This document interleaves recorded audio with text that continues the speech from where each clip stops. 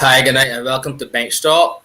My name is Jason Clark, and tonight I'm joined by my fellow co-hosts Akeem Nero, Hassani Evelyn, Damian Reed, and Mr. Dwayne Collymore. And tonight we are joined by a very special guest, someone who is very well known around cricket, not only in Barbados but around the region. Someone who's very well respected in the cricketing arena. The current coach of the University of the West Indies KFL campus team, Mr. Rohan Nurse. Good night, guys. Thank you for having me. Hi, good night, Rohan. Good night, Rohan. Thanks for joining us, Rohan. How are you? How have you been doing? Wouldn't complain. Had a relatively long day today, but it's always good to interact with persons who you have known for a long time and have been following the program, and it's a pleasure to be here. Yeah. You are currently in Antigua with the West Indies on the 19th. Is that correct? Yes, very much so. Yeah, still in isolation, but it's been difficult to start with. Being in the bubble, but it's enjoyable. Okay, glad to hear that. Before we get into chats with you, Rohan, I just want to speak to my guys, Akeem Nero and Collymore, some basketball trades. I'm not sure if you're a basketball fan or you're a basketball fan. I watch when it's playoff time. Okay. So best thing of all. Who were you back in the last in the playoffs season just gone? I was very much on the Nets side. Okay. I like Kevin Durant quite a bit, but it was unfortunate. Okay. So you think that the pieces that LeBron would have picked up just now, you think that that's going to be good enough to overthrow a healthy Nets team? Well, hopefully we'll even the playing field. Okay. We'll see how that goes. Mr. Nero, I've been dying to hear your views on these trades that the Lakers have made to surround your boy LeBron James. Yeah, I like it. This more LeBron team veterans win no more. And he don't got time for the youngsters and building and it's win no. LeBron's 37 shortly. And Russell Westbrook, I love how I feel about Russell. Bro. I know, and I you know how I feel about Russell. So we can see how it goes. But I ain't got a problem with it. I ain't got a problem with it at all. Yeah, I ain't leave it there for now. Okay, Collymore, you want to add anything? I say I not really, James, man. I like Rohan. I just tune in at playoff time, man. I don't get into all the trades and I don't think that Westbrook though to the Lakers is a big hullabaloo once people making it. Cause to me he hot and cold and more cold than hot. So yeah, I ain't seeing it as being a veterans unite, like the Avengers are saying. Okay, I still think the Nets a fully fit Nets team. Yeah, they get around for your money, man. Okay, you gotta do Shannon Sharp. Nets, Jets, or Pats, Lakers, and six.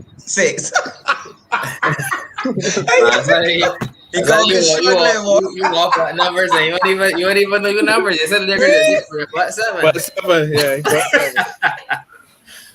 I had a loan there. Yeah, no problem. Rohan, coming up, there's some names that always come up when you speak about cricket in Barbados. When you speak of guys who already know the game, guys who already understand the game, and for me, Rohan Nurse is always a name that comes up. I mean, I've been around cricket for a number of years. I mean, you don't know me, but like I said, I know the names, I know the faces of the cricketers. Like I said, your name definitely comes up each and every time when it comes to those guys that really understand and looking to give back to the game. So first I want to ask, I'd like to know where the love of the game came from, and what gives you that drive and that passion to want to give back to the cricketing arena. I think my drive and passion came from very young age. I have two older brothers who came up playing cricket. My dad used to play cricket, and as far as I can remember, once I understood myself, I used to play cricket. I used to play cricket in the house, next to the house, in the garage, and from those formative years, I just fell in love with the game. I think that my father and mother would have had a vision because obviously with the names Rohan and Nurse, it was, I guess, destined to play cricket. Some persons might have said that if my name was different, you know what I mean, if it may have been David Nurse or anything, it would have been easier for me in the cricketing arena. But the passion was there from young. Going to school at Wesley Hall. We obviously loved the game. Went to school, had some really good stalwarts come through the Wesley Hall school. Would have had experience with Zakir Mutara, Jason Haynes, just to name a few. And then on to Combermere, where obviously then again my cricket was really harnessed, my love for the game. And from there then would have gone to England on a cricket scholarship at the King's School in Grantham. And I think my love for the game grew even more during that phase. So I do believe that cricket has given me a lot of experiences, the opportunity to go and engage with different cultures and understand the game in different parts of the world. So now I do believe in giving back. One of my mentors, Roddy Eswick, would have identified to me from a very young age that he does believe I'll make a very good coach. And probably just, I don't know, his words were very strong to me. And I guess from being around in sparring and dressing room and understanding the game from the older guys at that stage, it would have helped me to understand the game a bit more. Maybe from a playing standpoint, I was probably too much into the game, where I would always be thinking deeply as opposed to always instead of enjoying it. But I wouldn't trade anything for the world. I do believe that everything happens for a reason, and I'm where I am because of what would have happened before. Interesting. I remember. I just want to ask, how long have you been in the coaching arena? Let me see. It got to be more than 17 years or so, because I would have been at the Darrell Jordan Secondary School for 14 years prior. And I went there with my coaching certificate. And then prior to that, I would have helped out with Combermere.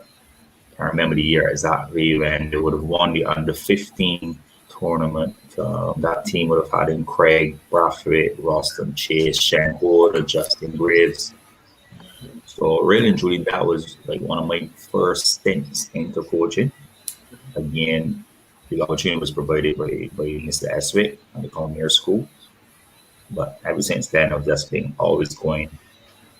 Probably would have been coaching, not formatively from even younger.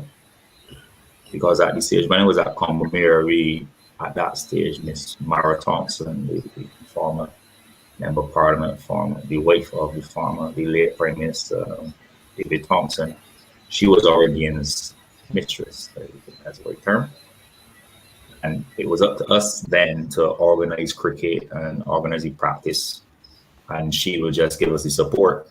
And this was before the time of Roddy Eswick coming to the school. So all those things, as I said, would have helped to push me in this direction. We would have had Clint St. Hill and Jamal Smith previously on the show. Both of those guys who are also into coaching. And, we had our guy, Mr. Collymore, who basically has the notion, which is basically true, that, he believes that enough isn't done with regards to, attracting and going out there and trying to reach young people to kind of reel them into the coaching arena. I just wanted to get your thoughts on, if you think enough is being done to invite new faces into coaching. In terms of courses and stuff like that being made available, obviously that falls under the purview of the Cricket West Indies, and everything comes at a financial cost. The complaint previously used to be that the courses were too few and far in between. And obviously, we have quite a few coaches in Barbados, and some who have not been able to move forward in terms of getting new accreditation and stuff like that. However, more can always be done. It is an avenue out there for players to take up once the career is finished, or if they decided from a young age to go into coaching, such as like Clinton Hill and stuff. The avenue is there. The question then has to be about job opportunities, because it's okay to have a lot of persons qualified in coaching, but if we don't create the opportunities for them to be able to practice the craft, all it then would be is just a certification in behind. So we must also create more opportunities for coaches moving forward, but it is a viable career path. But I do believe that the first aim has to be to do it for the love of it, because unfortunately, I can admit there are not many. It is not a highly thought of profession. You understand? It's not. When some people don't consider, the persons tend to want to cry down coaches and blame coaches for everything and saying, well, back in the day we didn't have coaches, we didn't have this, we didn't have that. But if you look at it, even the greatest players in the world have coaches. Correct. We talk about basketball. These basketballers have coaches, they have personal coaches and what's not. Correct. But it's just for us and the wider society to understand the changes that have taken place.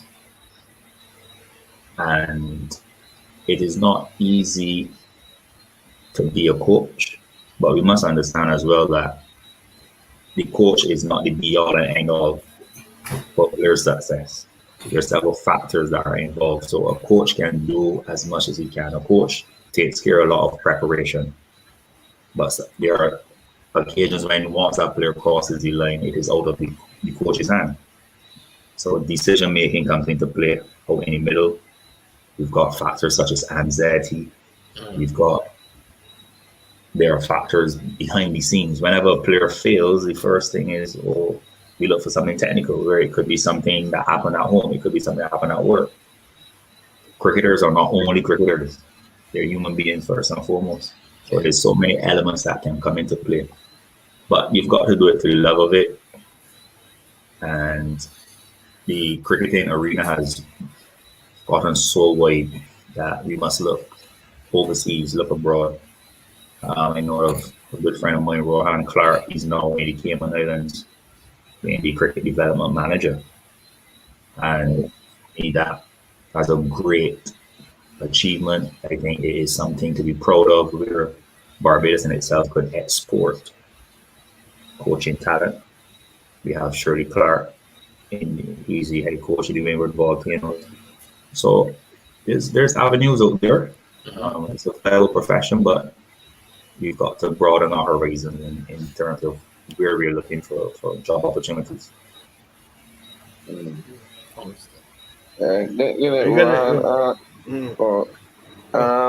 heard him mention earlier that Roddy had mentioned to you that the coaching role would be suited for you.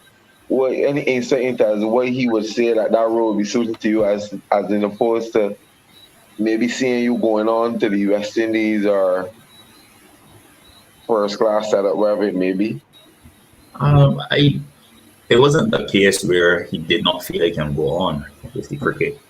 But I do believe that in everything you can spot, there's certain qualities you look for in individuals, right?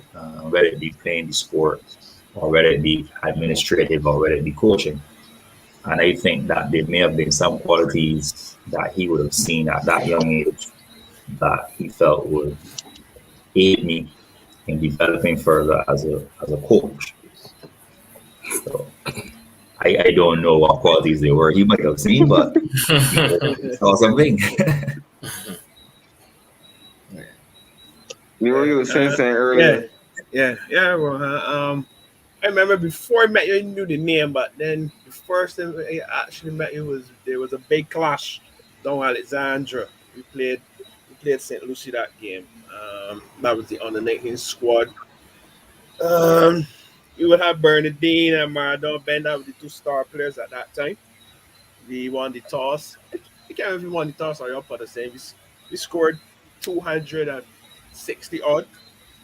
I scored 120 something. I said the papers, the headlines tomorrow gonna be Nero the hero. I had it at halftime. I had it in my head. Nero the hero, a brilliant ton against St. Lucie.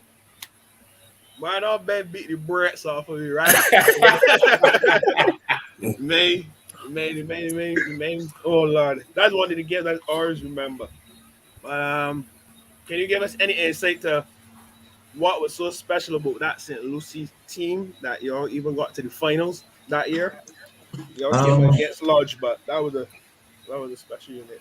Yeah, that was for us. That was a great moment for me as well because I had just started at the school the year in front.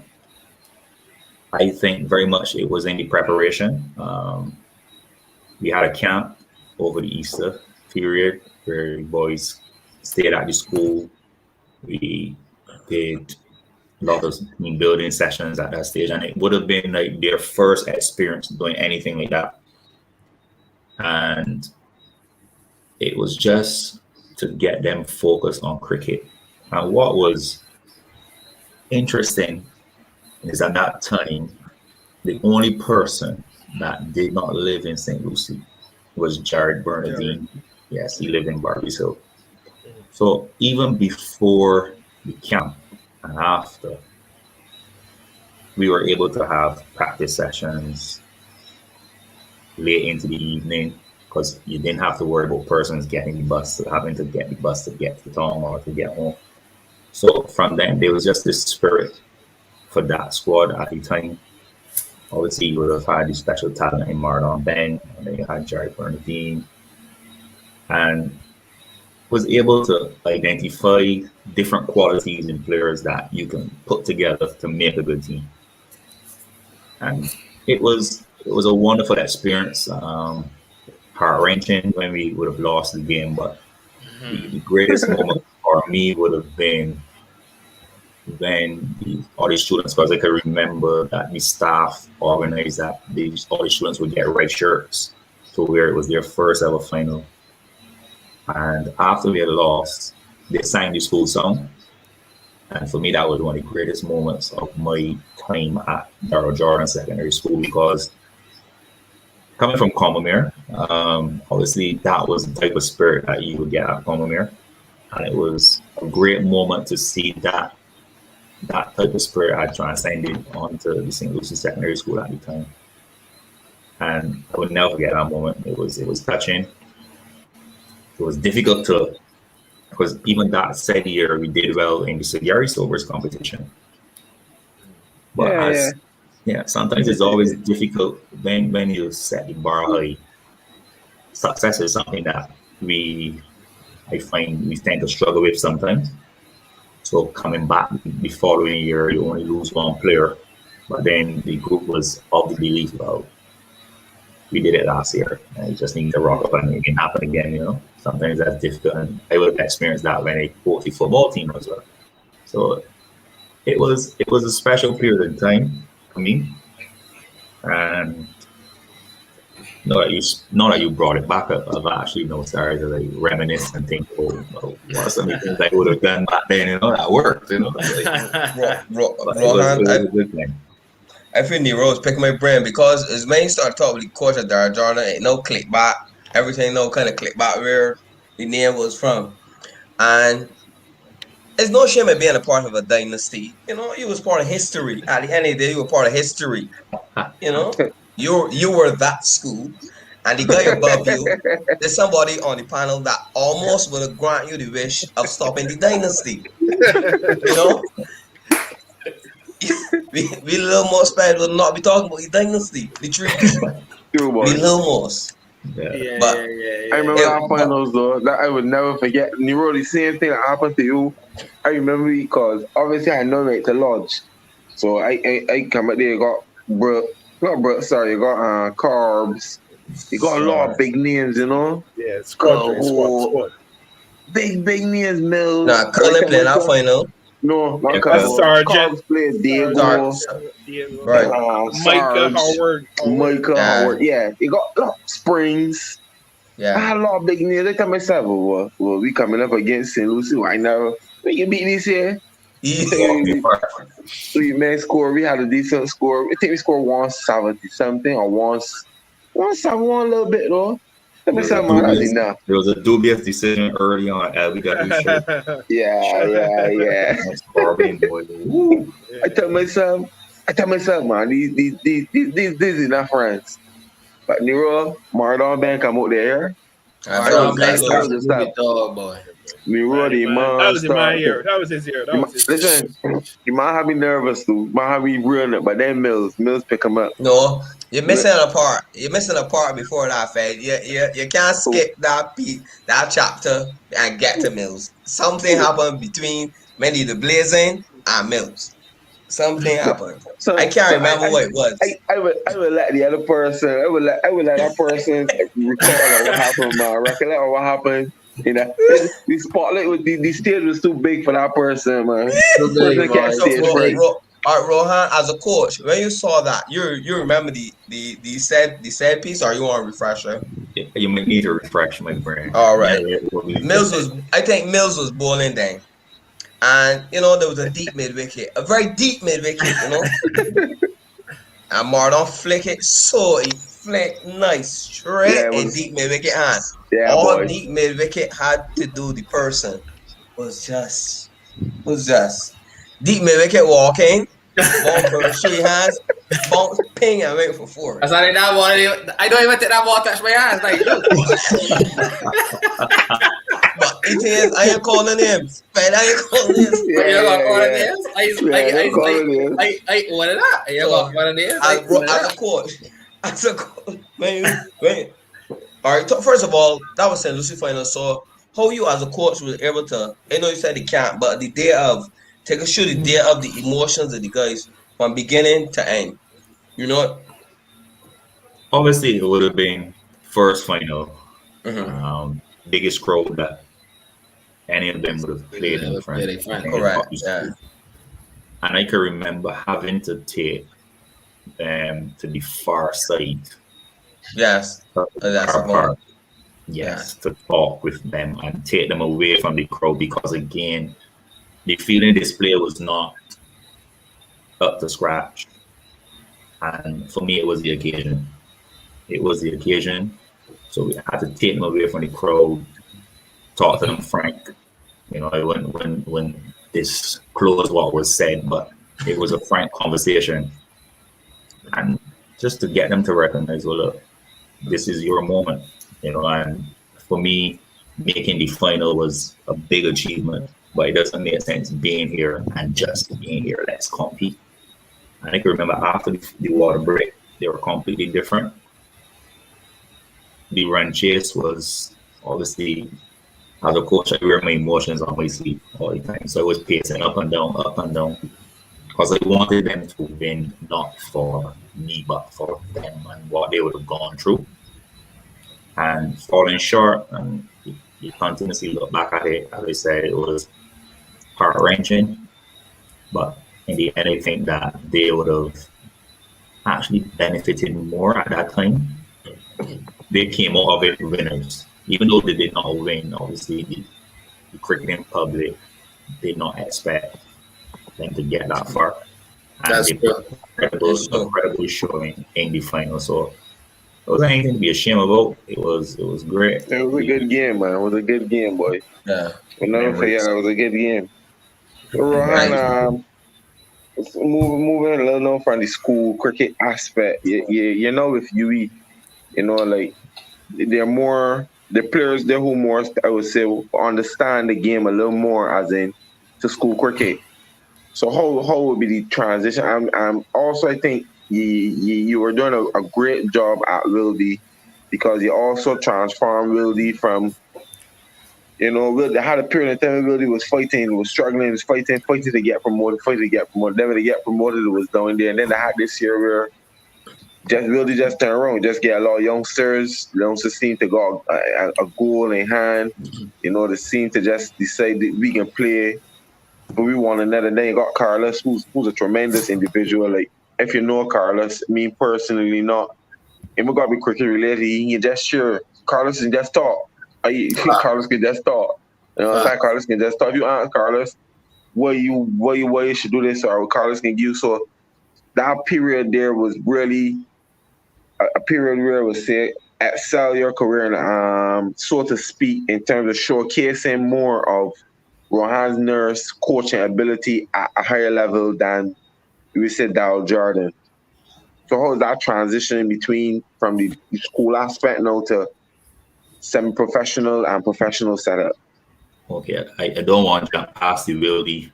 Let me start at the Wildey phase. For me, when we had the interview for the position at Wildey, I looked at what Wildey had, and I knew that there were several good young cricketers. However, what was required was a little bit of experience in there. I remember initially they wanted me to be a player coach, and I was very reluctant to do it. And I was able to get Keegan Ali to come and play, get some senior men to come and play with them. So that first year, we struggled a little bit. I remember that we fought against relegation, but the signs were there that something good was building. And that year, the following year, when we won the 50 over competition, that was again a plan that was put together where we had 8 of the guys who were not working, and sometimes these little things make a big difference. They were not working, so I was able to put together, along with Danelle Chase Mears, a program where they would train with her. Okay, so they were in that. She was working on their physical fitness, on the mental side of everything.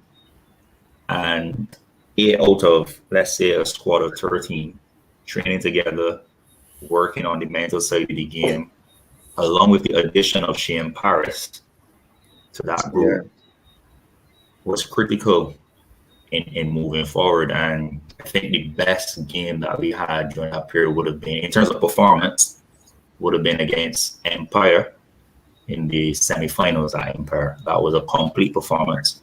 The final was a low-scoring affair, but as I would have said at the time, sometimes when it gets to the finals, it's about winning, not necessarily about performance. It's doing what you have to do. We only made 123 or so, but we were able to bowl out wonders for 80 odd. And yes, it's been a low-scoring affair. Yes, that's not what you expect in a final, but for me, they showed different qualities then.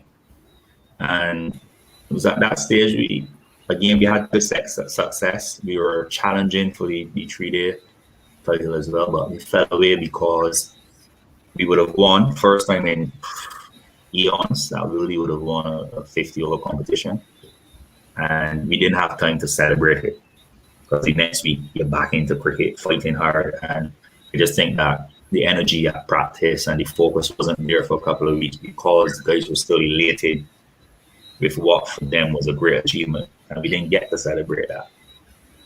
But UE came a calling with the opportunity to actually be now a professional coach.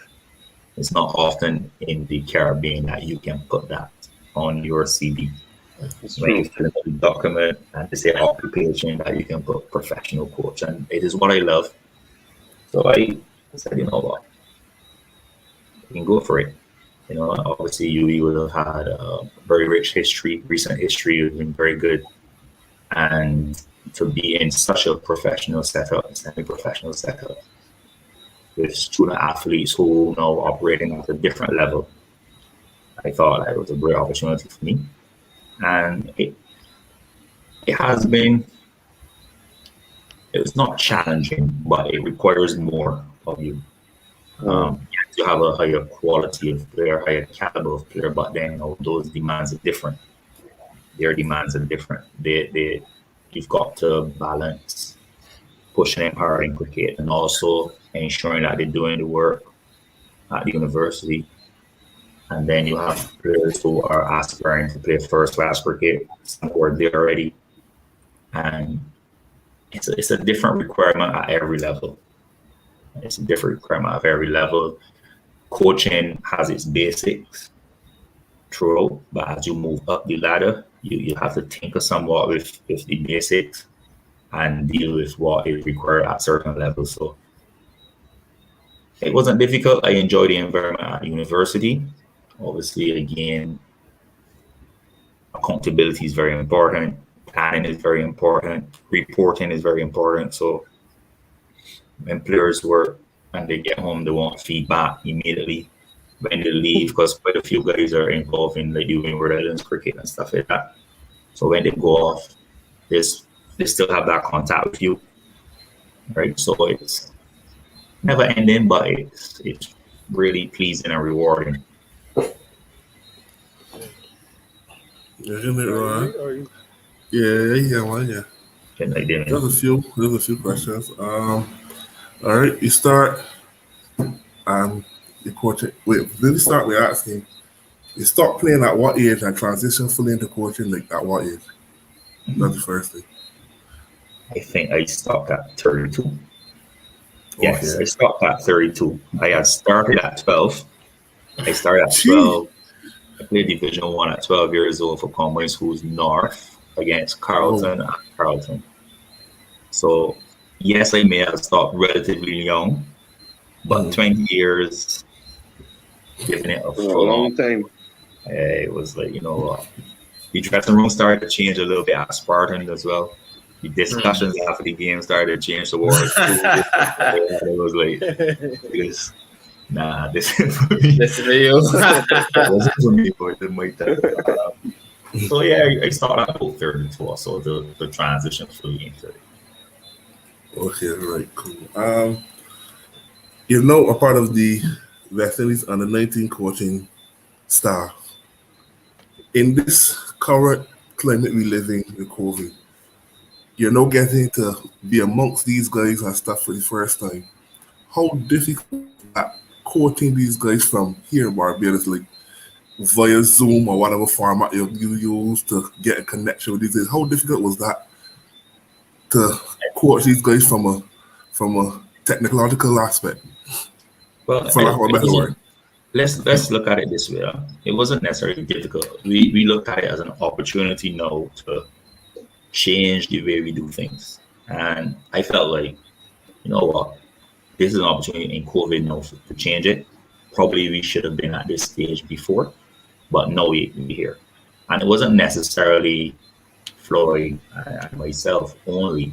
There were coaches identified around the region. So what we would have done, we would have had put a program together, and then distribute it throughout the region to the coaches that were identified to work with these players.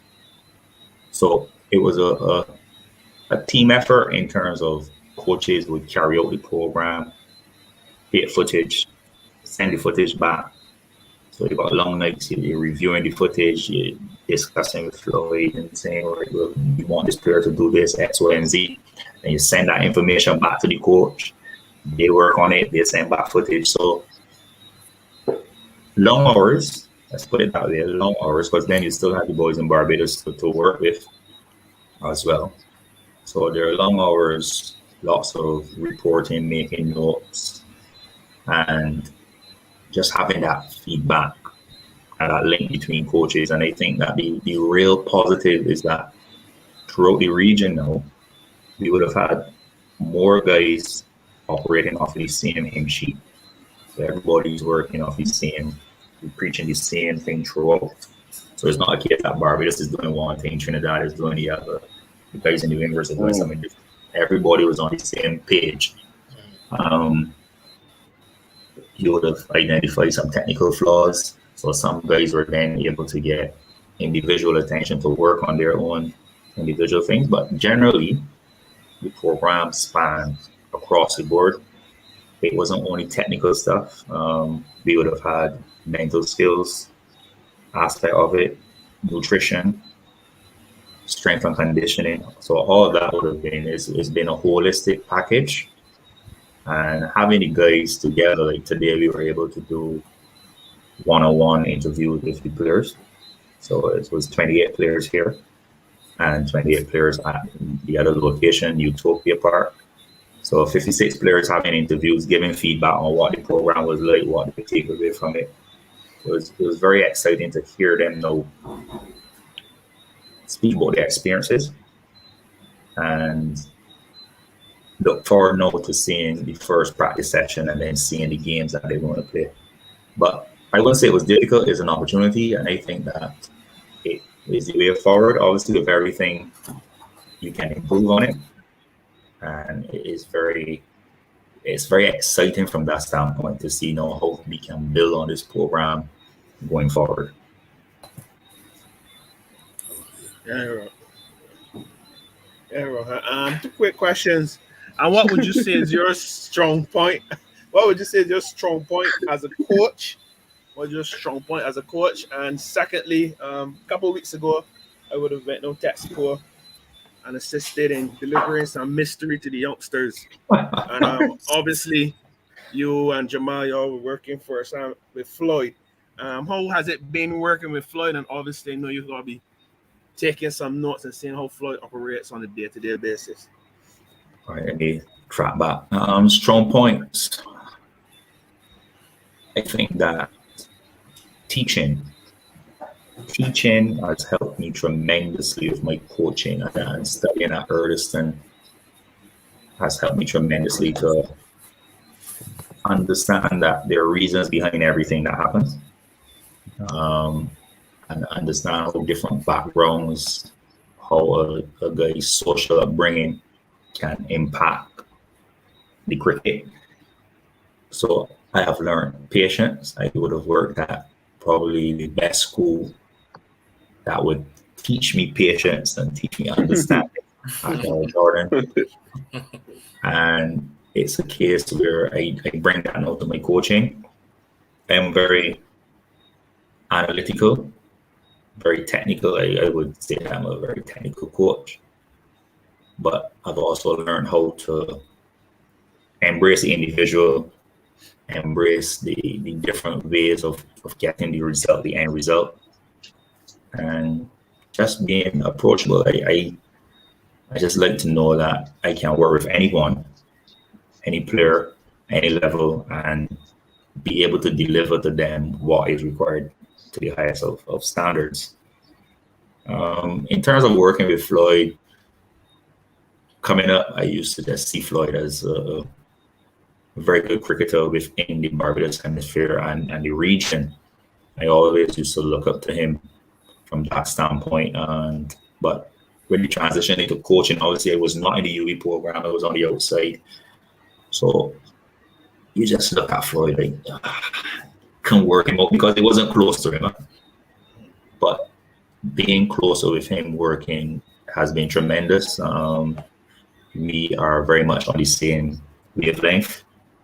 We have discussions, lots of discussions about cricket, and he's very open, and it's a case of trusting. So if I'm working with a player, you work, and then what he will say, what's your thoughts? We have that back and forth discussion. We come to a common ground, and then we go again. So it's been really exciting. He has very good ideas. His heart is in the right place, and I learn a lot on a daily basis. Always brings a little nugget, something new here, some insight from working at higher levels and stuff like that. So I'm always willing to learn. I tend to learn from everybody, actually, like that. And even Jamal is a slightly different style of coaching to myself. He's very much on the mental side. He really does push that. He looks at players. He looks at it deeper. And he takes the mental into consideration quite a bit. And I appreciate that, because we are now able to work. You can work alongside someone, have slight differences, and still gel together as a team, because you embrace each other's points of views. And we were also able to do something that we had a young fast bowler who had no challenges with his run up. And quite early, we identified, all right, so when people run, who the best persons to teach running? And we identified the athletics coach. So we would have invited Jesse King in to do some work with him on his running, actually teach him how to run. And then that helped with his run up. So for us, that was a light bulb moment because we were able to identify what was required for the player, bring a specialist in to work with the player. And then the 4 or 5 of us would sit down and discuss what's required without egos. You understand? So for me, that was one of the light bulb moments. That was a great moment for us because it showed that we were willing to do what was required to benefit the player. So it's been a great experience thus far.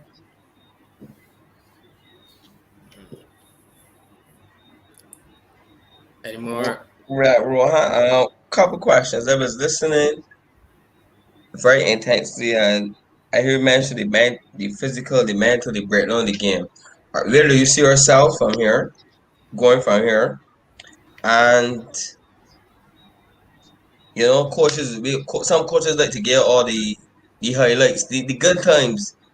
Give me a situation in which you had to handle a player that was kind of difficult, or a player that probably played senior cricket, first class cricket, senior cricket, and you trying to give them advice and they were rebutting it, refusing it, and then showing you, well, I'm born and you I do more than you, why you taking advice from you? A situation of that structure, how you handle it as a coach.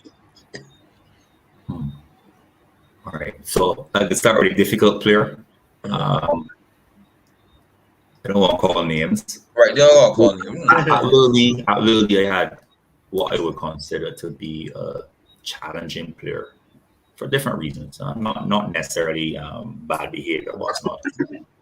It's a case where his personality could come off as abrasive, and it's also like he would be initially resistant to change and stuff like that.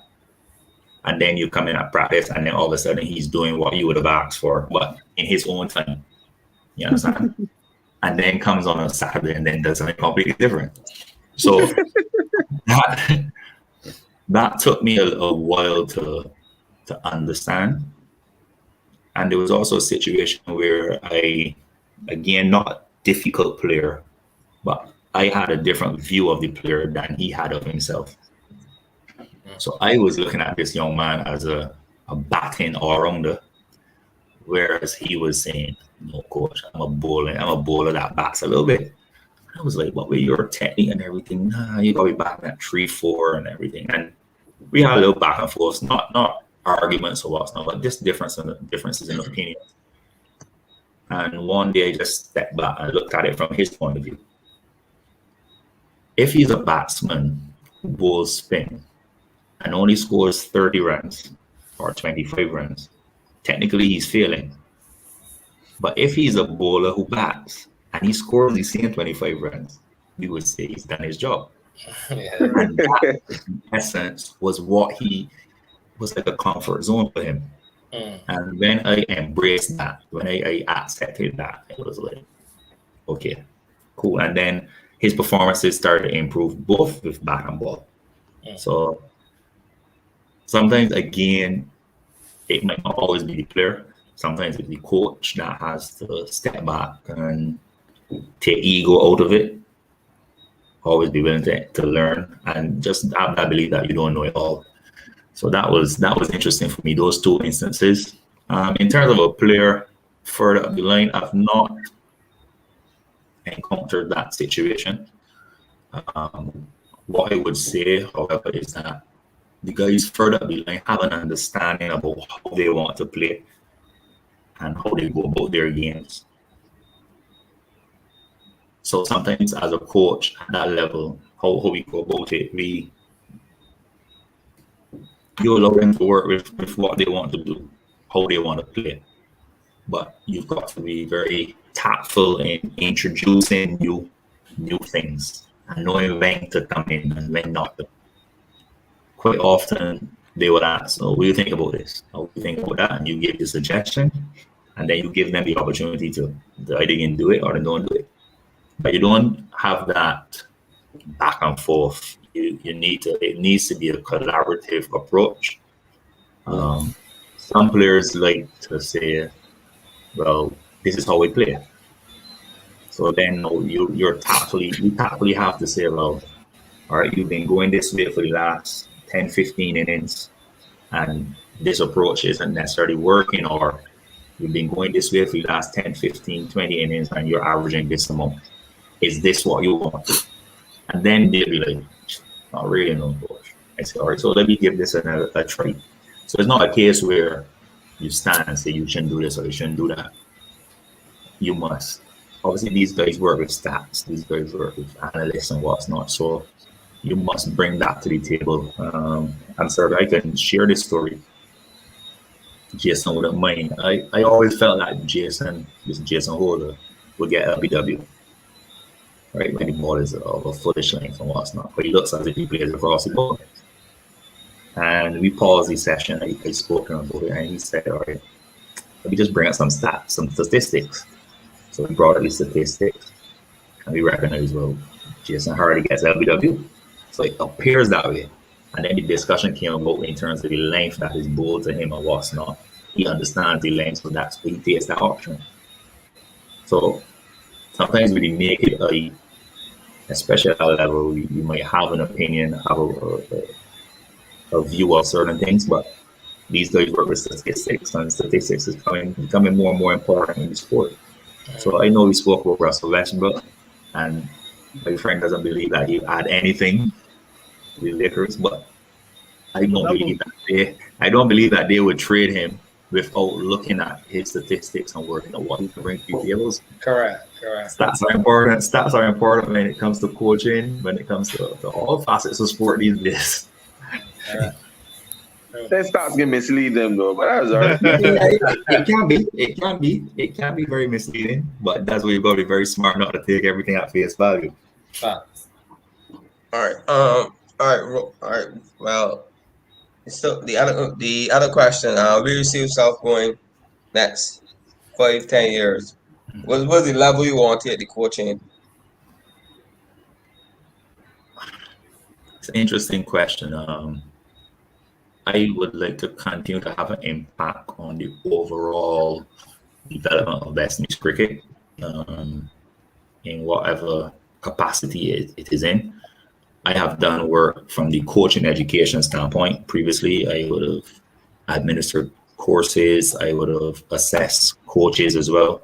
So you can go two ways. I can focus on helping coaches, because then coaches go and work with more players. You can help that way. Or you can try to expand the number of players that you work with. I do believe that the aim of what we are trying to do with this cohort of players is to alter the program within the next 3-4 years to have a minimum of 10 to 15 players challenging to play first-class cricket in the franchises, playing A-team cricket, playing emerging team, so that the fruits, we can see the fruits of the hard work now being transcended further up the line. I like to garner as much experience as possible. I think that the game has evolved so much, but it would also be nice to have the experience of what is done in India, have the experience of what is done in South Africa and around the world, and then just bring it back into one melting pot to see how best we can develop cricketers. But a vessel for that as well is the players who play first class and international cricket, because they travel the world more than coaches. They're exposed when they go to franchises to different coaching styles and methodologies. So quite often what I do is when they come back, I put in information. So it's more a case where then I get close, I try to learn as much, do a lot of reading and stuff. But for me, it's to continue to help West Indies cricket develop, to get back to a respectable standing in world cricket. And if it is to help from at this level, no problem. If I have to go further, no problem for me. But I do think lots of teams in world cricket have fluctuating performances. You look at England today. It's like one series is up, next series is down. So I don't think we are far off, but there's still areas that we need to continue to work on. I hope I open a can of worms by saying that. I got areas. I got Rohan. I was no coming with a follow up, a nice line. I let him deliver it. I would see how he was getting handled it. I was getting if there's one player, all right, one player. You could see one player that you will love because obviously you have a cricket academy. One of the guys will probably get into that. If there's one player that you believe as a coach, you've seen enough that you could take him and you could work with him to correct any flaws with the game, whether it be a batsman or a bowler, who would that be? There are lots of players out there who who have the potential to go forward. I don't think it's only down to a coach. I think lots of other facets have to be improved on. I also feel that more exposure to different conditions, and I want to throw the word adaptability to get players to adapt more to different conditions is important.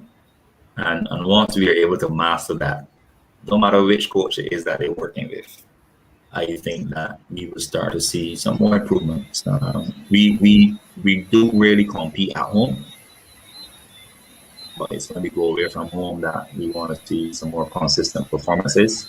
But again, when we look at world cricket, there are very few teams these days who travel well. Australia and Bangladesh at the present time having a difficult time to start with. They weren't as convincing with the T20s down here. So it just shows that it's not only us, but sometimes I think that obviously with our history and the length of time that we've been turning the corner, sometimes they might feel as if we're not making strides. So, but I think that once the players continue to work hard, believe in themselves, and they're given the correct opportunities and support, that we will see some improvement. I think I took that question well. Yeah, that's wrong.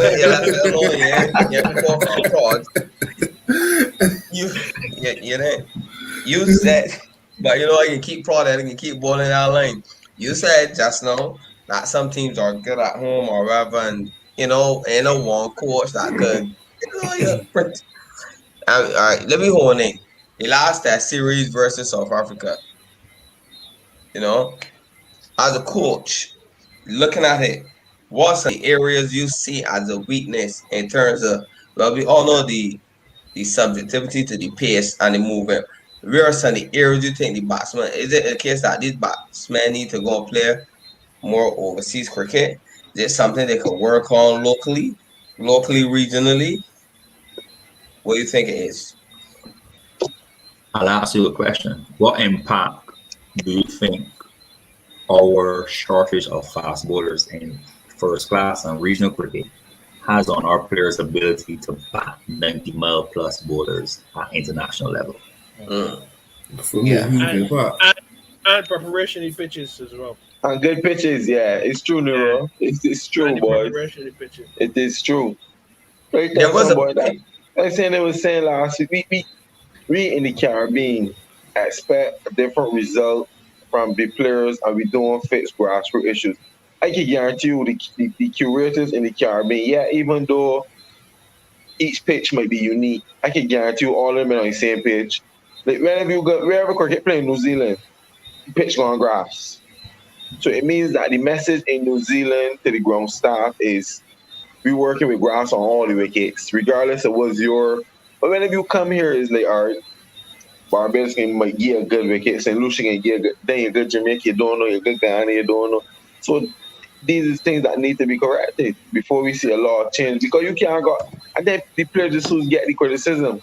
You understand? But at a certain point, too, we went away from development to just result based at the small level where True. spinners would just bowl or whatever. Then they know they implemented a quarter for fast bowlers. I can't remember if it was 6 overs of fast ball, but pitches and I guess the development of the fast bowlers, we can't expect men to face left hand spin every day in regional cricket. And they got in the left hand spin, correct. And then come out and face Norkia and Rabada and start is not going to happen. It's not correct. Going to happen. Hassan, I think that answers your question. Yes. Yes, but it's still batsmen still got some technical flaws though, but no one even wants to say. Yes, there are some technical flaws. Yes, there are. However, again, when we play regional cricket, these flaws are not exposed. Really, we only see these flaws when they're playing international. And I'm saying these flaws are there. You come down and you play regional cricket, and bowlers are not going to challenge you as much as you'll be challenged at international level. So a guy will still make 600 runs at first class level with the said flaws.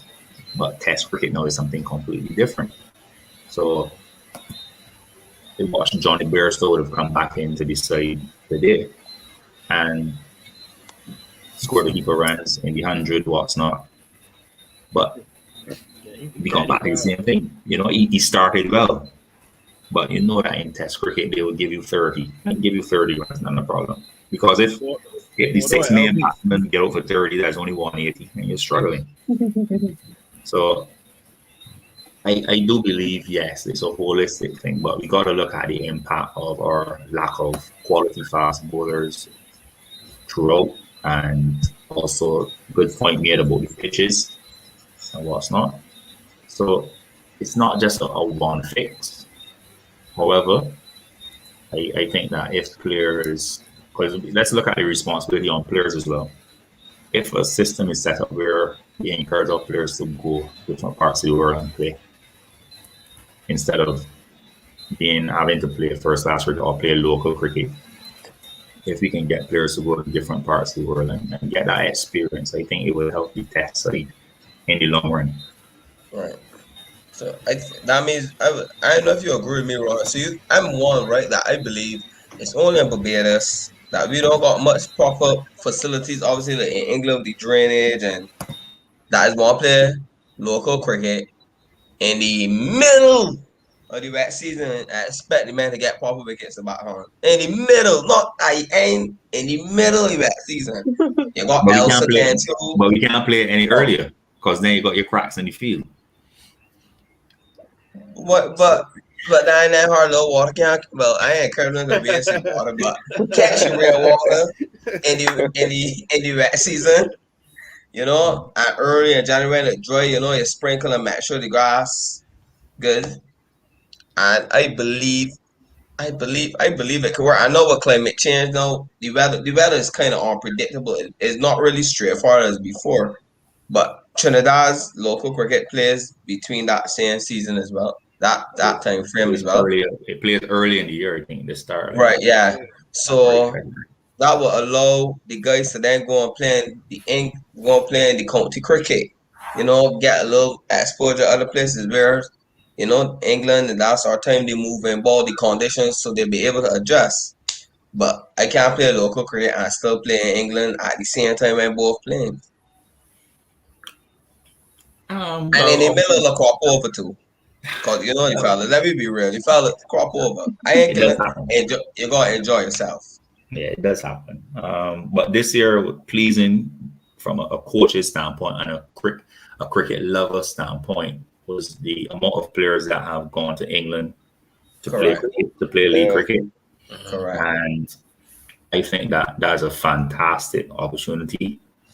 It was one that I used to take part in quite a lot growing up. Because I do believe that it will help them to grow as people, not just cricketers, as people. Being the professional at the club, no matter what level it is you play, it's a case that you have to win the game all the time. You've got to perform on the field, and then you have duties off the field, like being sociable and stuff. people from the neighborhood come to see the pro. They come to cricket to see the pro, and whether or not the pro performs, he still has a duty to do to carry out off the field. So these are things that we don't do a lot here in Barbados. And it's also a case where anytime you leave home to go to England to play, you are respected because of the fact that you've left your home country, coming to another area, one where it's going to be wet quite a bit, it's going to be cold. You leave your family at home, what's not, and you come to play. You're very much respected. So it helps to develop the holistic player. I know of one guy who struggled at first. He struggled, and he reached out to me, and I just said, "You'll work it out." I left him to work it out, and just about 3 weeks ago, he messaged me to say thanks for giving him the space to work things out on his own, because it was the first time away from his parents being in England. Separation, I said. Separation, struggling, can't get a score, what's not, and finally cracking the code. So it's a great experience. I would always encourage players to go to England. Let's look at developing the person first, as opposed to thinking, I want this big money, want that big money, because the climate right now is not one where you're going to get paid a lot of money. But I don't think no one could ever take away experience from you. But they don't know the money they can make playing first class cricket in England. The chance of a professional is a job. In England is a job. And this is the final one. You think it's a case that the guys need? I realize in the career, well, when it comes to cricket, I believe these guys need agents, sports agents. Agents that are able to go and get these guys in these territories, get the name out there, get the run, get them in these other countries playing these different foreign cricket. Because that's the only way you're going to develop as a player. Or you need a Kurt Thompson. No, we don't. Yeah, end up in jail. Let me say a little while. It is a good point. It is a good point. Also, the use of video footage, use of your social media in positive ways to portray what you do could help you to go outside of the region and explore cricket. I can remember when Kyle Mears would have played in Norway. And for me, that was like, wow, cricket is all over the world. So we think, yeah, you could double check it. So I am minded. I just that. Now I have no boy in Norway playing cricket. So it's a case where cricket is all over the world now, and we tend to pigeonhole ourselves, thinking, man, I want to play for Barbados. Yes, that's a great aspiration. You want to play for West Indies, yes, but I do believe in being a professional first and foremost. Yeah. Correct me if I'm wrong. I'm not sure, but I think that Kevin McLean has gone back off to Australia again. We've got Omar Phillips in Australia. Just launched his Omar's a resident in Australia now, boy. Justin Bramble, right? So yeah, Peter Clark. Yeah, it's all over. So just broaden the horizons. Don't keep your mind open. Yeah, I agree. Cricket is played in Nepal at a good level. You can just go. Take a risk and go. I just think some of these men get home. Aaron Jones is right now. The frightened in USA. America, correct. I just think the frightened. This man just frightened the last one because you see, right? In Barbados, the man comfortable. Them is king. In Barbados, them is king. Scores and runs. You going through tone. Yeah, what going on over there? So why you play for? You was king. You got that country, you a pauper card. The boy kills you. But if you do well in those countries, you are revered. So they don't say it like that. You've got to give it a go. Some don't say it like that. I can't. And then you gotta get early. You gotta actually get early and put in work. You got to some men want to see them about 10 o'clock in the morning. You have to be professional. Correct. You have to. Like the guys here, up early on mornings. You gotta be on time for your COVID tests. You gotta be on time for breakfast. You gotta be on time for your meetings. obviously that is a stretch at first.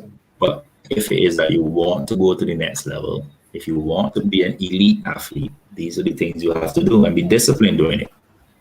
So it's the same.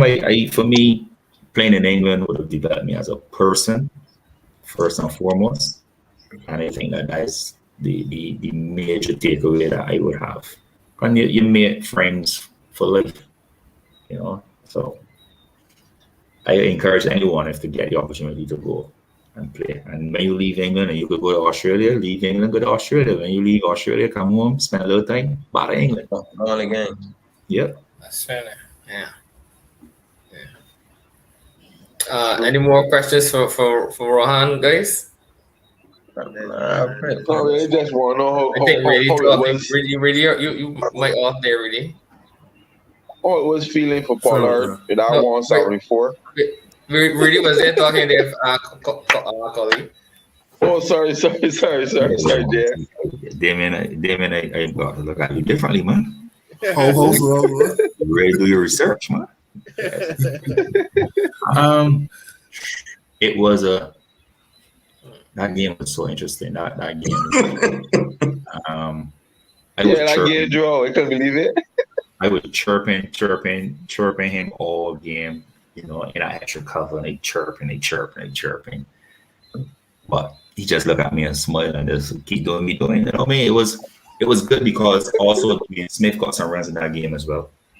Yeah, and he scored 127 out of These are two guys who were explosive players, yet still in a first class game were able to knuckle down and apply themselves. It was good to watch. The sun was very hot.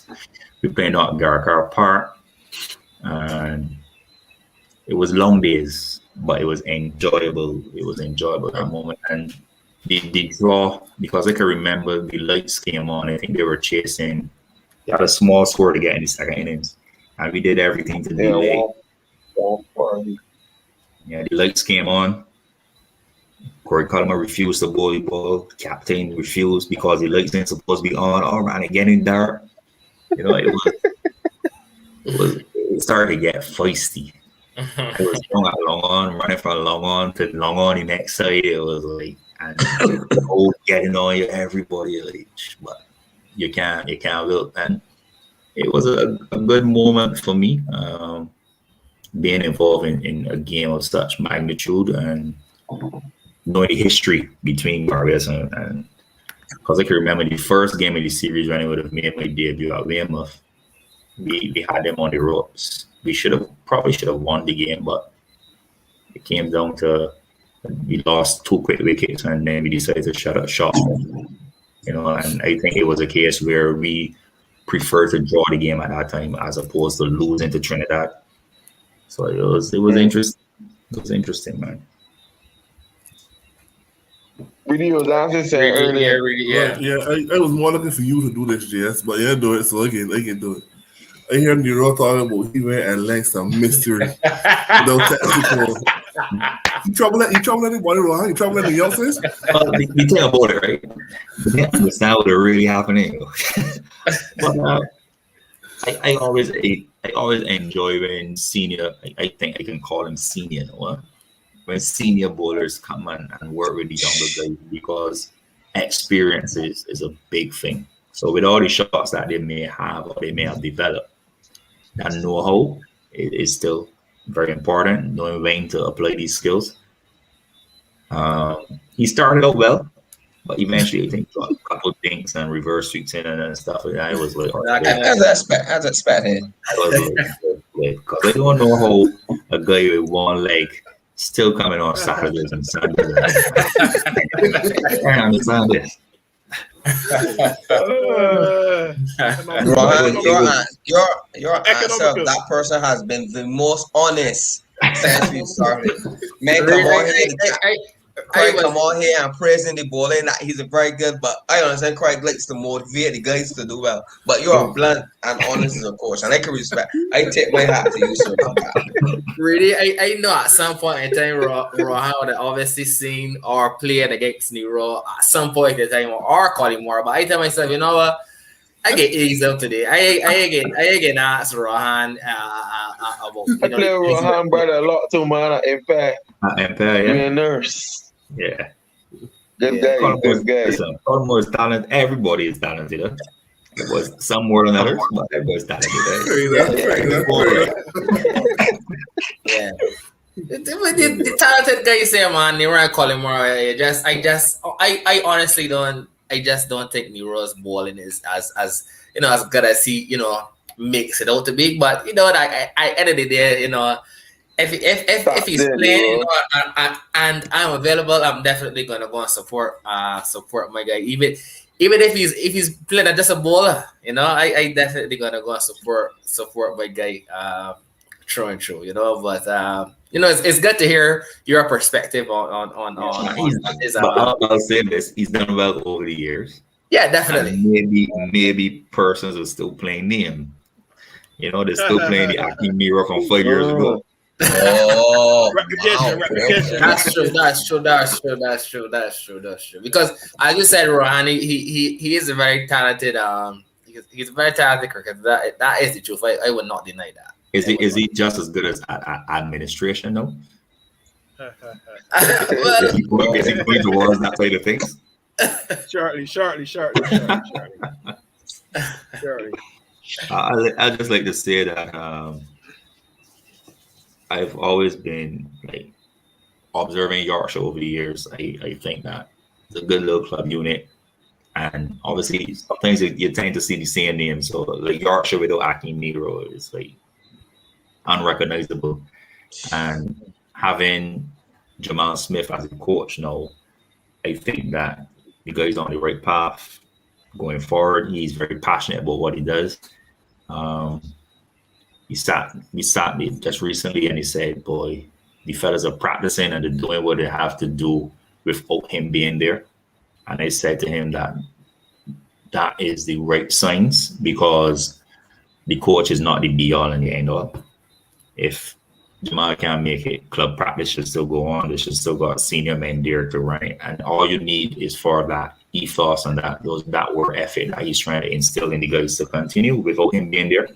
So it's been pleasing. The reports, he's done a lot of work. I could remember when he pulled up in the gas station next to me to show me the grass in the back of the car that he gained a plant to get green pitches and stuff like that. I mean, whoa.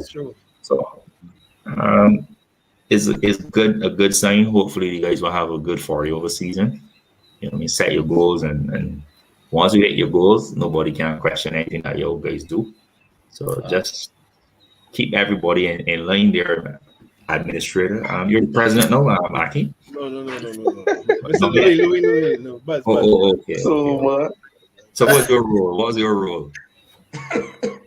I'm the captain. Still captain.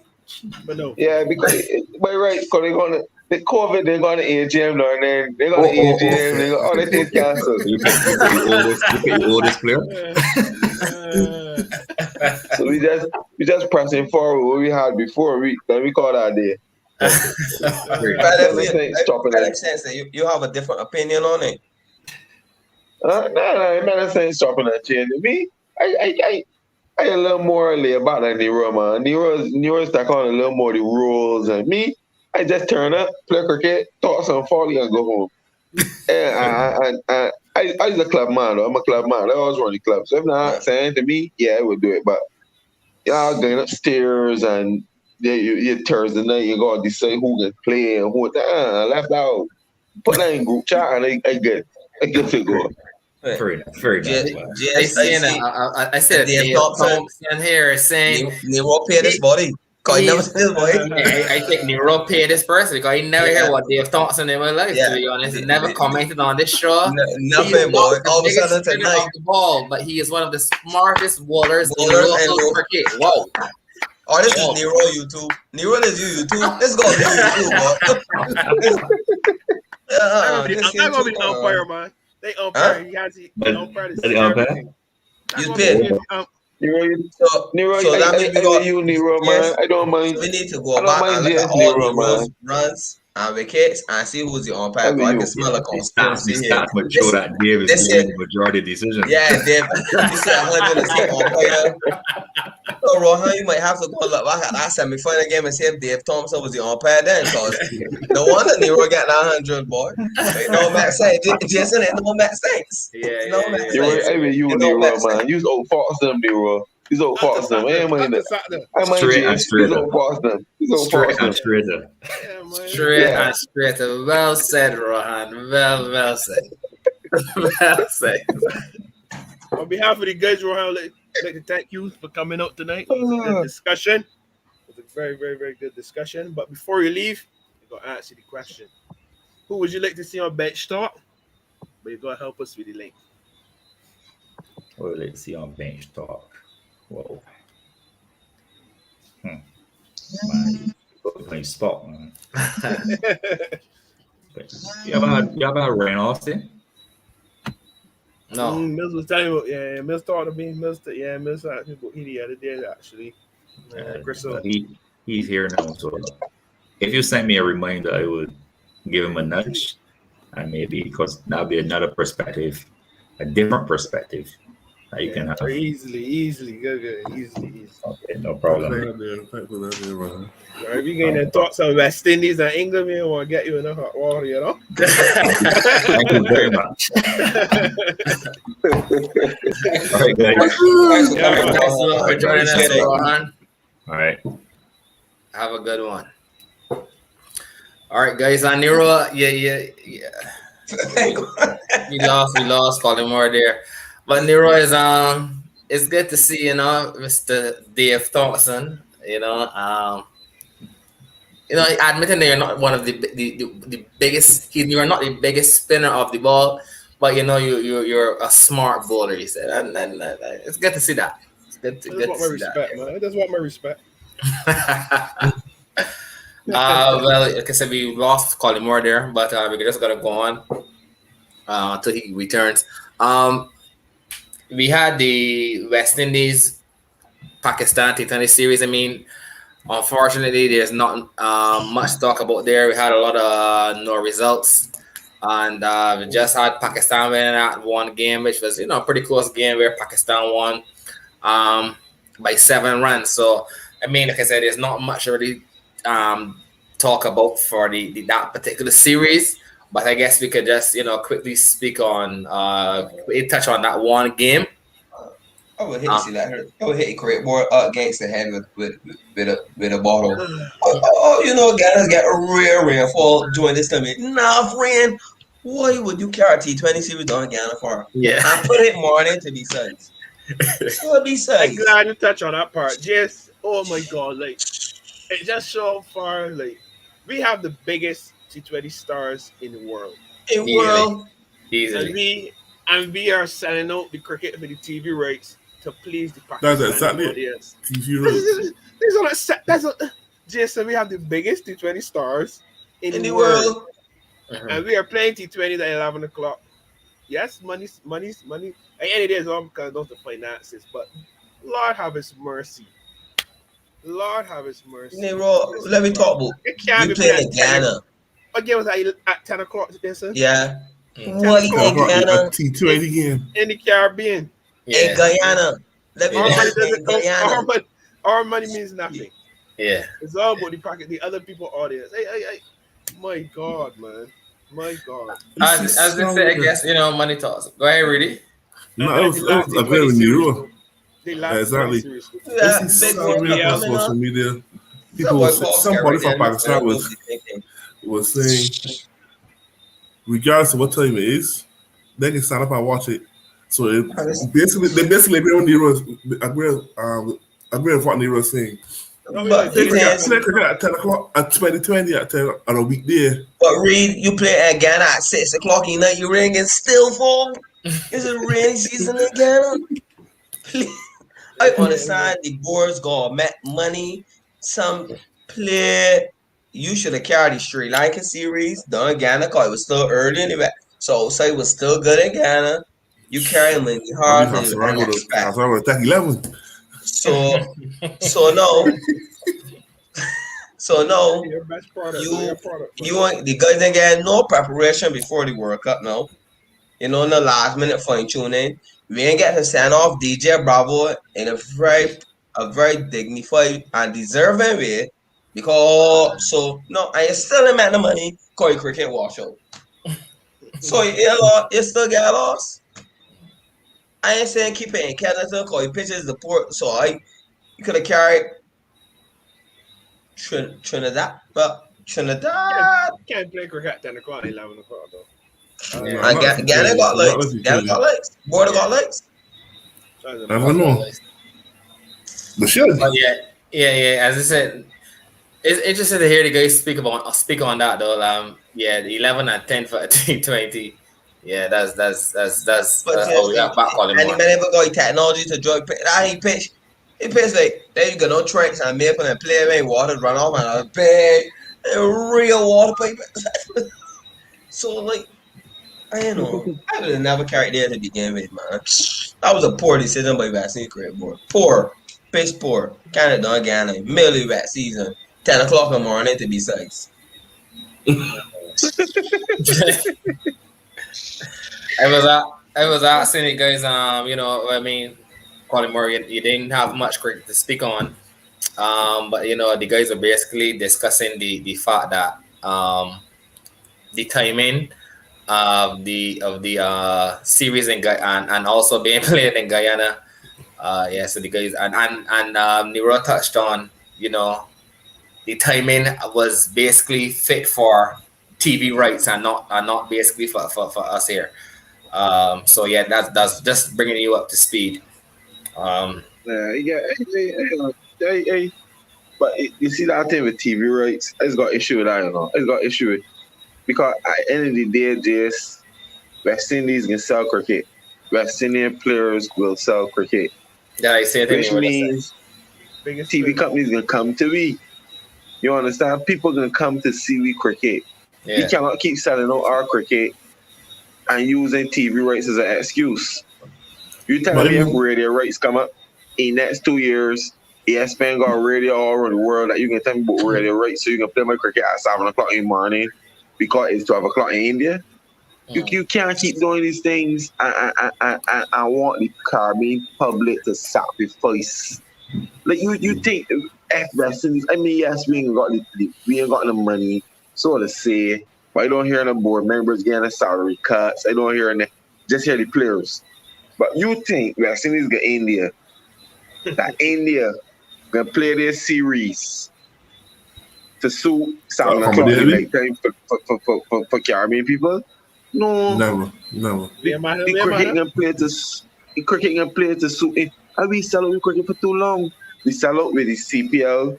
The midnight that year, 2014, when nobody stands. 2013 or 2014. I know 2021. People, you can't keep doing this, man. Can't keep doing it, Jess. And to say what Hassani saying, I wear Hassani too. I wear Hassani, like I don't know. Yes, everybody gotta get cricket in the region, but you still gotta do it with Saints. This is the time. This is the time to share. It's time to make money. You want to give Ghana cricket, and you can get Ghana cricket in the middle of that season. They rain down. They got flooding, all sorts of things. These things are all over the news. But you can't cricket down there, and I don't think it's that the ground poor and all that signing. Many rainfall in Ghana, it's different. It's like monsoon rains, brother. But it's so different. what? So nobody chat with the better man for to make Ghana. So nobody chat with the better. It's the board, man. As you say, it's the board. I mean, you 1,000%. It's the board. I believe that. I still disappointed. As a man, it's the board all the time. Yeah. I come strong. And Ghana. Let's love Ghana. Ghanaians know that we don't have nothing against the country. It's just the rationale of playing the games in Ghana in the middle of the wet season. Because you imagine you vaccinated, right? Wait for that cricket. You wait for that cricket, fam. Gone on there, so all games. So then come back home. Ran out. Every game was here that 45, man. The vendors and met the money. But then again, you know, what fact it could be employed because you were still able to see the 2020s to play against South Africa and Australia. So who knows? So But my thing too about this selection is like when you hear a certain teams touring England, you guarantee certain grounds will have the cricket. games, Like Lords will get a test match, you know. So these is Southampton. grounds. What it is that every time a West Indies tour is coming here, we feel as though we have to share. We have to share the like if you know you want a good test match, you come to Barbados. It's simple. You go to St. Lucia's. I want these Jamaica. venues that have a good Good pitches. test pitch. You understand? You want you know that you bring in Australia here and you don't got nothing boy to deal with that pace. Well, we going on Ghana. So we get on Ghana. You understand? We still play cricket brainless to this day. We're too sure You about the got Sri results, Lanka, right? we can carry Sri Lanka and Antigua. We can carry them in Antigua. Conditions that are We're the similar. Carry them Barbados. in St. Lucia and break the ribs. You understand? Break them ribs.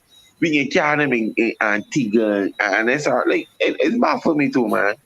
It's bad for me, boy. I But mean, you know, well, if you we want here on a podcast. practice, you will use Antigua, You kind want of. W's. You want W's. Man, you want victories and it's time start. If you're too sure if you can win the series, carry on Ghana, man. You might get 2 days or No, 1 I'm day. just saying. Australia got a pick. It's like you select tracks. You select tracks for your games. That's all it's saying for your teams. If you play in Pakistan, for example, Pakistan got pacers, quality pace bowlers. We slow them down. As simple as that. Slow them down. But you can't tell me you will go. When it comes to T20, you want a good wicket, point blank. You whoever shoot who, I shoot well, out. that's the end of that. Yeah, you who Or you want the you entertainment lost. for the money. But when you come to certain, I want to see more strategic planning, man. We can't go test matches going Ghana or like no, man, no. Need to talk to Mash up people. the local meteorology service and find out what's happening. Cause I feel like I know. Man, don't got a 6-month forecast. Yeah, But COVID, you can reroute a venue at last minute. Where's You think COVID? we in Barbados? You can reroute I Ghana, but you got drive.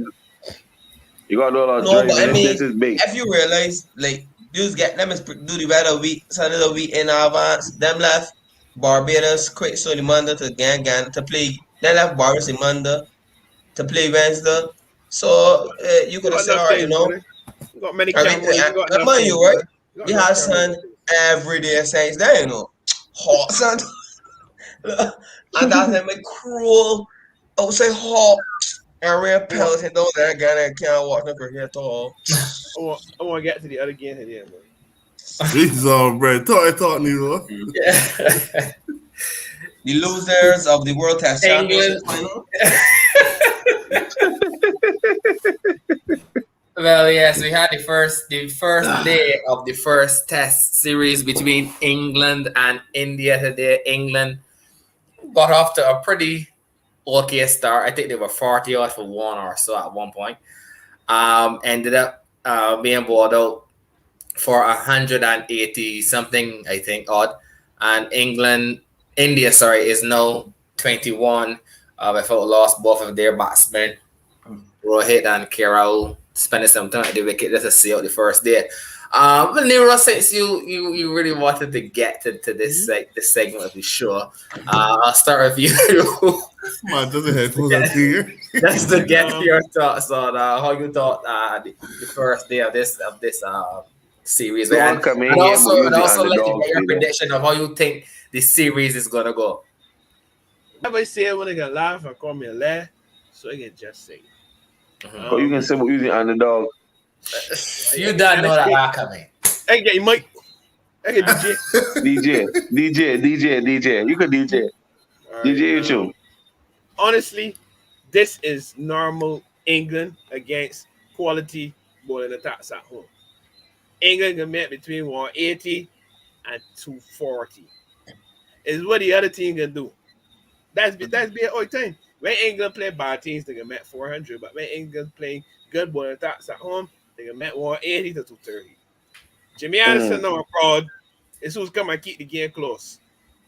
And then England has happened to win the game. Last time India was down there, only Kohli scored runs. When Sam Curran was manning series, he came in the tail and made some runs, took some wickets. But once India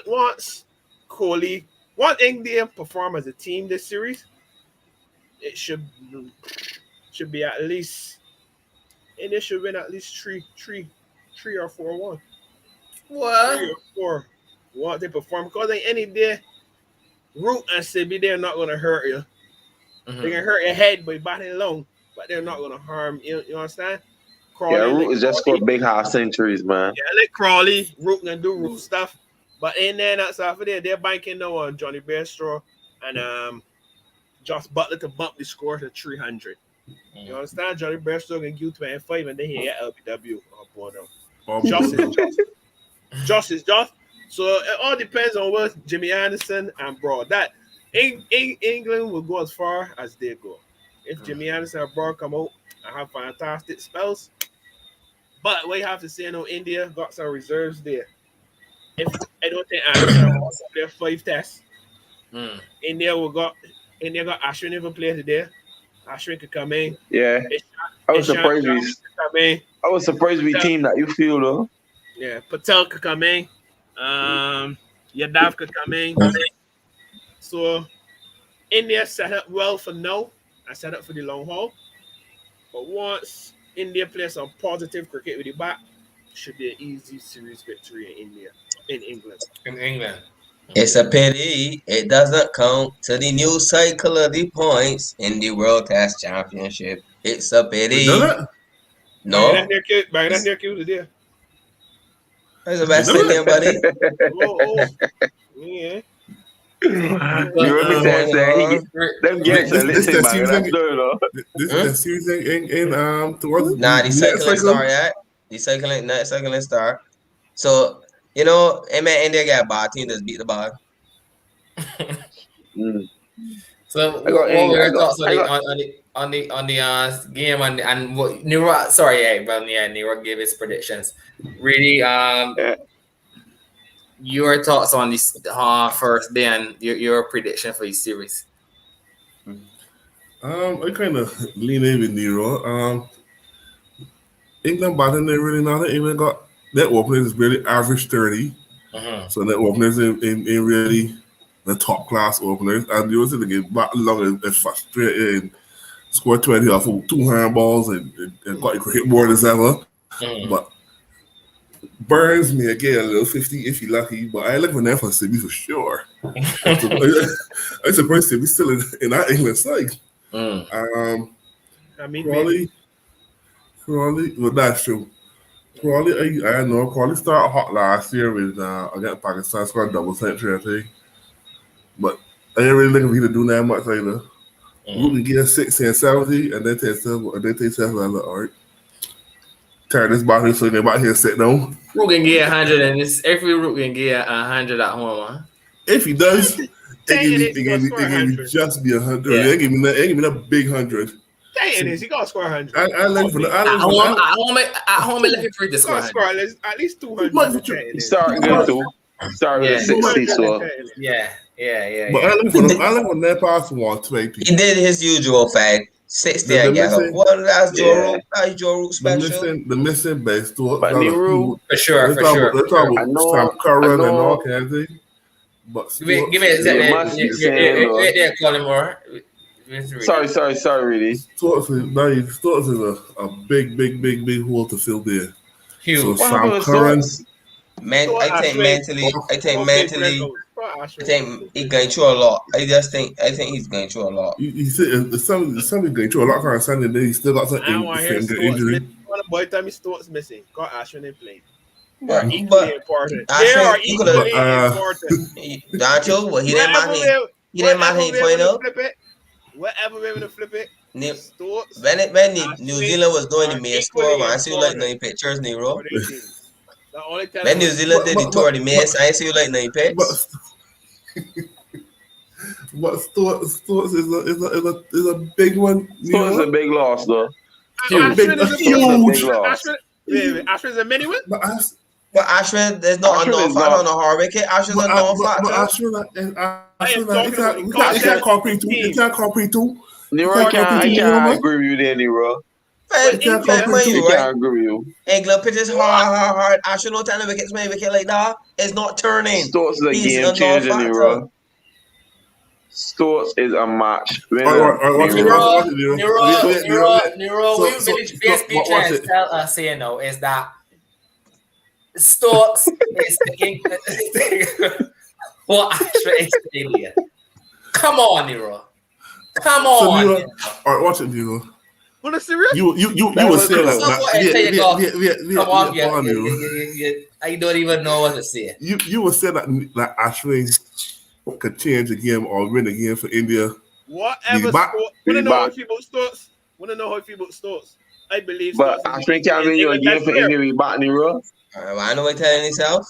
Whatever Stokes you telling me England, Ashwin is for India. No, he's not. Come on, Nero, man.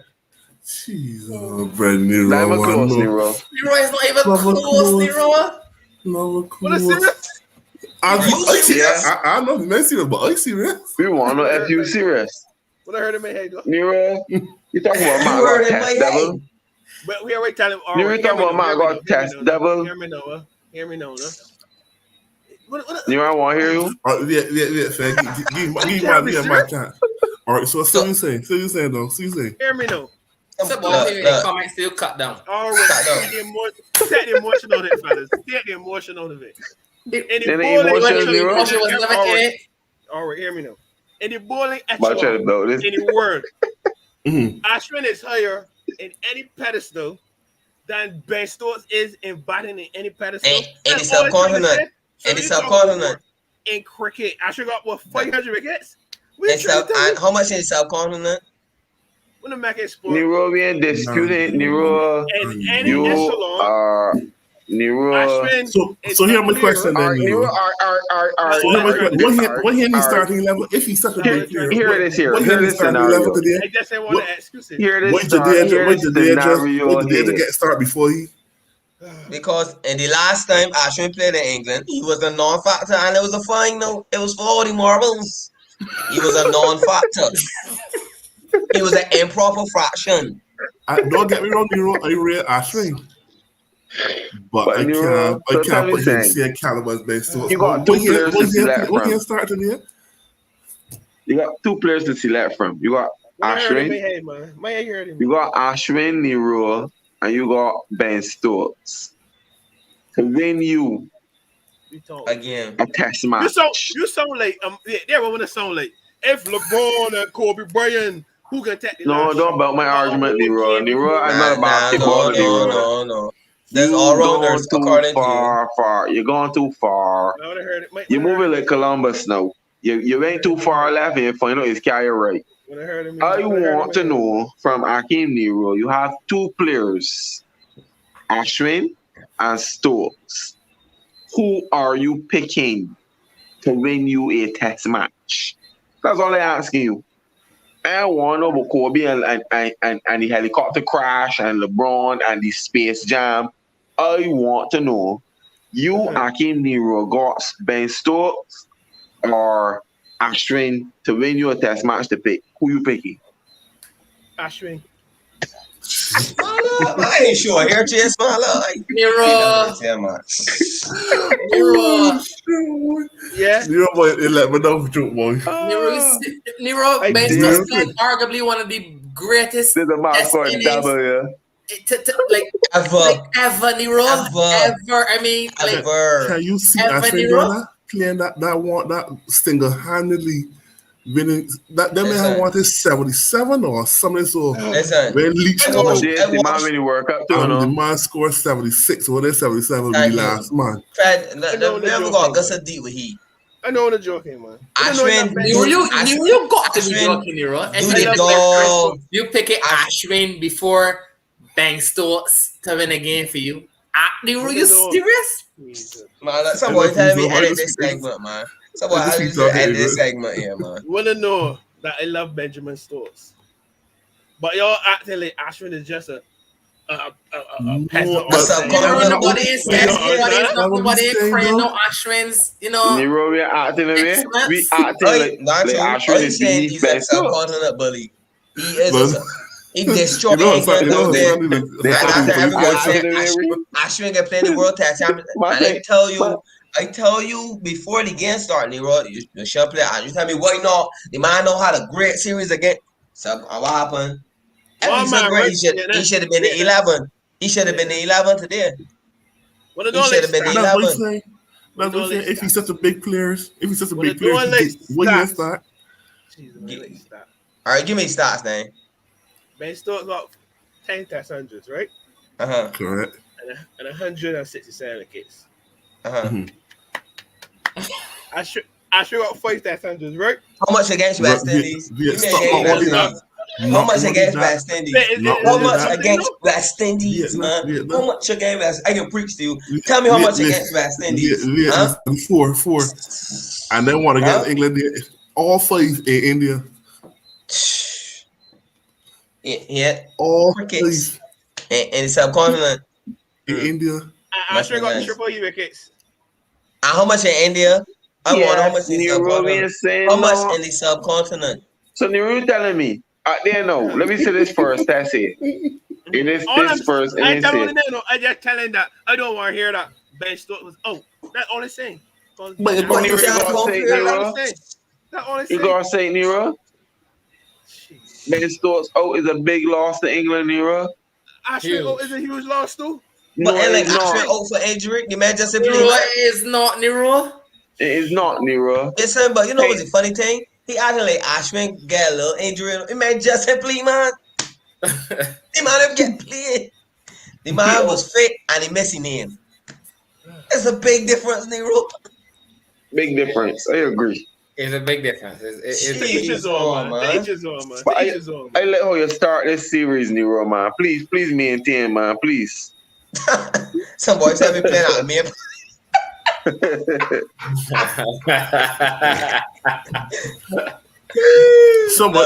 Earlier somebody asked about Gill, but Gill injured, man. Gill back in India. Yeah, Gill got injured. Another man, not for me, make injured, but I'm making excuses. I don't make excuses. Is it injured or the feelings? Gill still go stay claim Nero, man. You gonna like Gill is a Kohli though. You can tell me that. You can tell me that. They had Gill is a lot of arguments, you know. A lot of players injured, but I ain't saying. A lot of players. So Gill Nero is a massive loss. It's Rohit Sharma. See? Not Test cricket. I still don't get those assets on here. I said I left you to do that special in this series. Not a Test cricket away from home. Man, you eat right, man. Ball swing late. Listen, that ball I get root. I'll be that. We hear like over that. The ball swing so late out there, brother. That was good condition for cricket, though. So, really, missing him. Really, how you see the series going, really? Realistically speaking, England at home. One game you can get interrupt for sure. At least one you can draw because of rain for sure. I would say 3-1 to India. I can't believe it at all. 3-1. I would say 3-1 to India. Because England is not a spectacular side. Be real. Yeah, the side ain't definitely the best. Yeah, the side definitely the best. So, I'll probably say 3-1 to India. Not like picking Andrew Simons over Matam Littering. What? You right about this? Leroy. When it got me rare offset. Leroy, how you say? Let me talk to Colin Moore evening, please. You how you say? Let me hear you, Colin Moore. To all, yes. We saying that England side bad too, but to be honest, that the India side that they put out there, I mean, you got Rahane probably and Kohli, but Rohit is not a dominant feature in Test cricket. KL Rahul still is not a dominant feature in Test cricket because these guys struggle against the ball moving. You understand? And in England, it can be a little tougher because the ball does move a little later and a little longer, as opposed to a different condition where these guys is straight through the ball. You understand? And I see Root play a ball to third man for four today. Like he literally like play the ball after he. You understand? So, and then you can go. So for me, India and England gonna be banking basically on the same thing. They're banking at the openers, getting a decent start.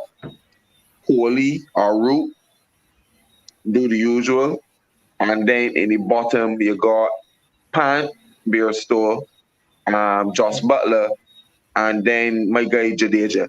You understand? So the matchups to me pretty even. Although we say England don't play good, but England at home is always fine. It might not be a good series, but in a one game, a one player that we ain't looking for might stand out, especially in England. So I go with 2-all. Yeah, I say 2-all. I understand where you're coming from, Faye, but I think if you look at that, if you look at that Indian thing, you got. I mean, although those guys are not the best at the moment in Test cricket, the Rohits and those guys, I think you still got. I mean, class, you got Pujara coming in there. Yeah, Pujara was struggling. Pujara was struggling. A seat in there, so no beat Australia in Australia. I understand all of that, but different conditions. You got Pujara, then you got Kohli, and then Rahane, Pant, the Jadeja. I think even although you know something that you said rightfully said the Englishmen, you know, sometimes they might find a way, especially at home, they might squeeze out a way. I still think in this position, man. And you're playing with pros again at there too, so get edged them here. For me, the mark for England is Stuart. Crow is the 12th man now. Is who really? Stuart Broad can make a difference. If he performed, England was not a chance. If he performed, how he performed in the last World Test Championship, England was not a chance. Will he eat Warner and them? They eat Warner then. There's so many options, right? My man Warner gonna make them work the real boys. Well, finally, Mr. Evelyn, how you see this series going before we wrap up? I think England, because it could draw, but if they play Ashman, England can win because the man can spin kills out of there, man. The only way India can win is that they don't play Ashman. I honestly believe that because don't suit Ashman in England. It doesn't. I might hit Ashton Cut start everything back with a new ball.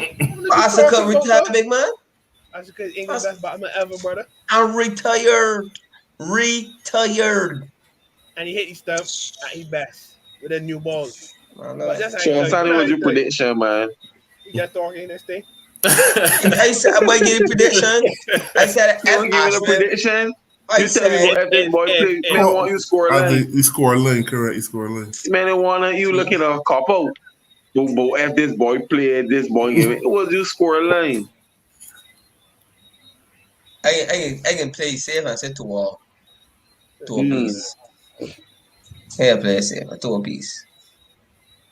Even though 2 apiece. 2 apiece. So Nero, who's you are still the underdogs, right? Oh, yeah, we are from home, boss. In cool conditions, we are from family. Nero. You had to adapt the conditions, but you know, man, that is in June.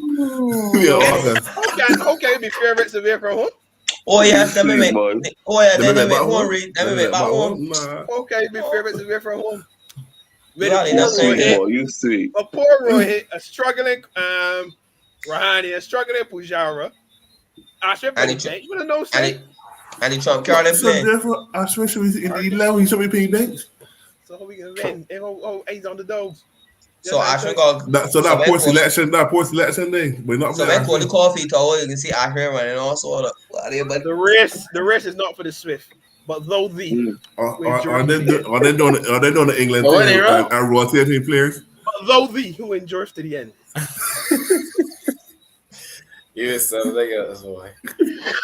Well, we have the predictions in. Akim Nero and his I mean, honestly, Nero, I've known probably near 20 years, and what you said there tonight, I mean, we always on the opposite ends when it comes to sports. But what you said there tonight is up there with you. Honestly, one of the most ridiculous things I've ever heard you say. To be honest with you, just being real. Like, I still can't believe that those words you want. Anyhow, That the emotion out of it, fellas. guys, I can do that. We can do that as a poll. We can do a That the poll. emotion out of it. I can do a poll. We can do a poll. No about it, buddy. We can put it out there for public opinion. That's only that poll be once. That'd be like 30 left. That poll will be one. If he 31, cause he can vote he won. Yeah, that poll will be one. So the man pick Ashwin. Y'all take it out of context. But that's we can do that. Mind We can do that boggling. poll. You were saying something, Nero? I just said y'all took it out of context. All I'm saying, the importance of both players to the team is the same. Man, don't repeat that garbage again. All right, I Nero. feel better. You All guys right. say the importance. That's all. Was a pleasure. Was a pleasure tonight, fellas. That's all. Nero. Okay. All right, buddy. Beyonce and Michael Jackson Boys and Destiny Child. They're very well, important. viewers, I just want to thank you guys for joining us tonight. I also want to thank Rohan for joining us. We had an excellent chat with him.